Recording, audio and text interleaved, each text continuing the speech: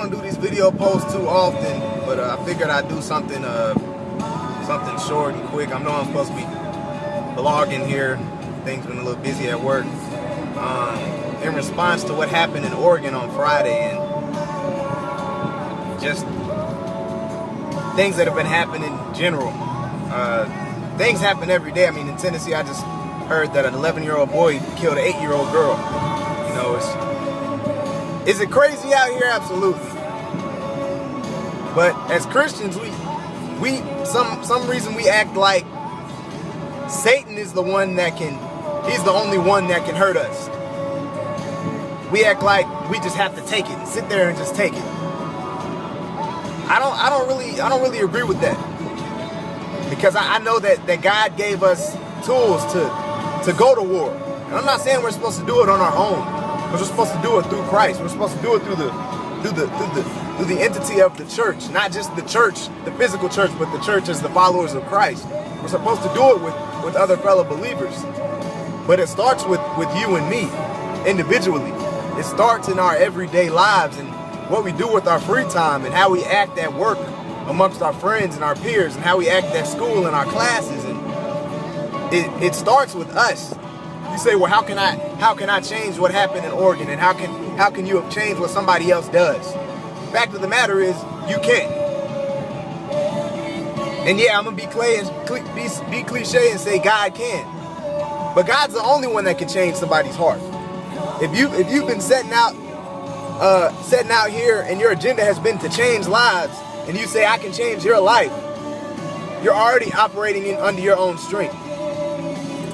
We have to trust in God. We have to lean on the things and the faithfulness that God has shown us. God has always been consistent. God has always had our back. God has told us that nothing happens by chance. Everything happens for the good of them that love God, works together for the good of those that love God, those called according to his purpose. We're all called according to his purpose. God seeks and desires the best for us and seeks our hearts. He's waiting for us to look up and to reach our hands up to him and to be the warriors that he wants us to be, and to make a change from our insides.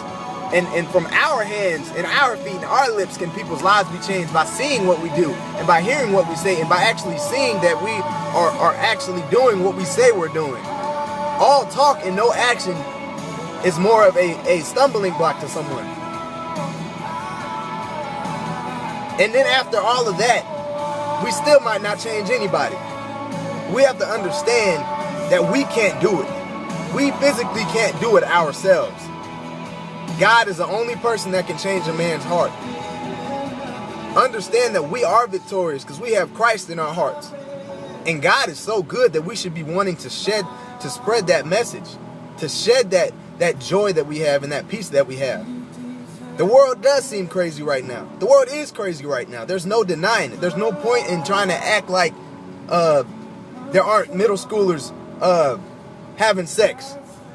We don't have to act like there's not little kids watching stuff they're not supposed to watch on TV. We don't have to act like there's inappropriate things coming on TV. We don't have to act like sex isn't being forced. We don't have to act like transgender and all that stuff is being forced. And homosexuality is being forced. It is what it is. But we have to do what we can do, what we were called to do. And that's be warriors for Christ. We are victorious through Christ.